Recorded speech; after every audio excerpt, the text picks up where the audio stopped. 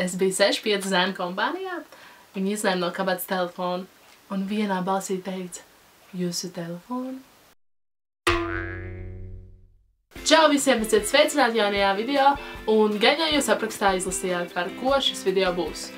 Tieši tā, tas ir par šo zaļo skaisto grāmatiņu. Jums liekas, ka viņā nav nekas īpašs, jūs maldaties tur iekšā. Es kādreiz glabāju savus noslēpumus, vismaz man kādreiz likās, ka tie ir noslēpumi. Un tagad, kad es viņu atradu, kad es lasīju, kas tur ir, man vienkārši sanāca smieklumi. Un es domāju, ka es gribētu tajā ar jums padalīties. Es domāju, mēs varētu sākt ar pirmo lapas pusi un man skaisto rokrakstu. Amanda Razma. Un galvenais, ka tur ir punkts. Un ļoti nesmūs rokraksts. Un nākamā lapa, tur noteikti bija kaut kas ļoti svarīgs, jo ir šešvīkāts pat ar 2 vai 3 pilspalvām, un es nekādīgi nevaru saprast, kas tur ir rakstīts. Un tad sākās mana piedzīvojumu lapa, kur sākās ar 10. decembri. Es nezinu, kurš tas ir gads, bet sēķiņ, ka tā ir kā 3. 4. klase. Tas varētu būt kaut kāds 2005. 2006. gads. 29. aprīlis. Ieva nāk pie manīm, un es viņai zvanu, un es jautāju, kur viņa ir. Viņa teica, es esmu, un mēs sākām smieties, jo viņa bija iznākusi no stūra. Es mācīju Ievai braukt ar riteni. Man mantu uzzināja. Viņa uz nedēļu atņēma man riteni, datoru un televizoru.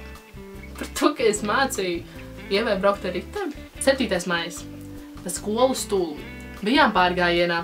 Tur bija labāk nekā skolā. Mēs ar Ievu spēlējām kuģīšus. Matenē dabūja 8, bet esmu raudu 5. Ha, ha, ha, ha. Un tur pat rakstīts ha, ha, ha. 13. maijs. Šodien skolā man bija stulba diena. Atkal. Dabūju piezīmes sporta stundā. Futbolā es nokritu un sasit roku. Un es kati nogrūdu. Viņa visām meitenēm to izstāstīja. Tagad Laura Šice man pateica, ka es sporta stundā esmu teikusi Kad to pateicu skolotājai. Vēl es gāju līdzās Ievai un Laurai Dillai. Tagad Laura teica, ka kāpēc es viņai sekoju. Es teicu, ka es gribu un sekoju. Es pajautāju, kas nevar? Ieva atbildēja, es negribu. Un tā es pazaudēju vienu no savām labākajām draudzēm.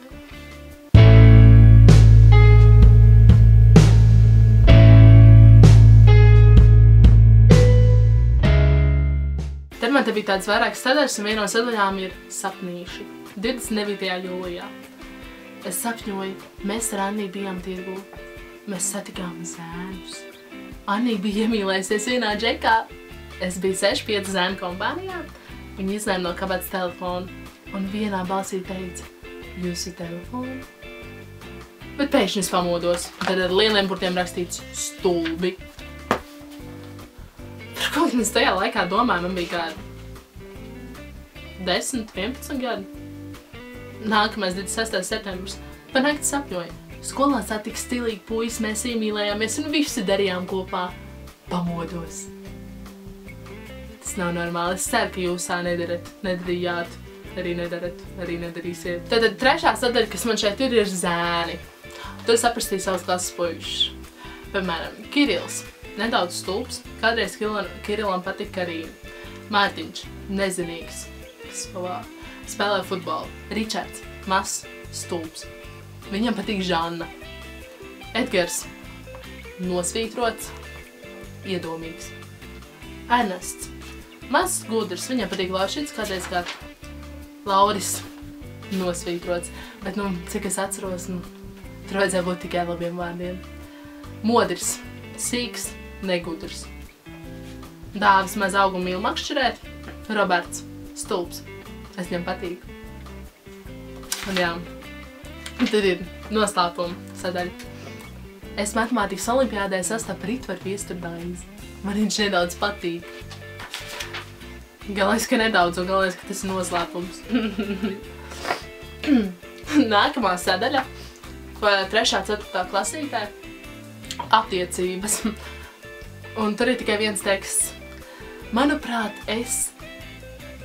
Sākumā laikam bija rakstīts, manuprāt, es saskanu ar, es neteikšu, kā viņu sauc, manuprāt, es saskanu ar, pieminēsim, ka tas bija Ivars. Manuprāt, es saskanu ar Ivaru, jo viņš ir ļoti jauks.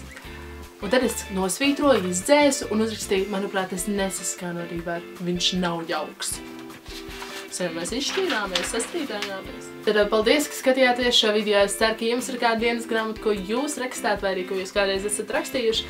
Paņemiet viņu, pasmējieties par sevi, par to, kā jūs kādreiz bijāt, un ka jūs domājat, ka jūs esat baigi pieaugušie, bet īstenībā jums vēl viss dzīve priekšā. Es ceru, ka arī jums patīk šis video, ka jūs varējāt nedaudz pasmēties par to, cik es kādreiz biju loģiski domājoša maza meitenīte. Jā, tikai tiekamies nākamajā video un neaizmirstiet izdarīt visu, kas jums ir jādara, tajā ietilps gan laiks, gan subscribes, gan viss kaut kas tāds.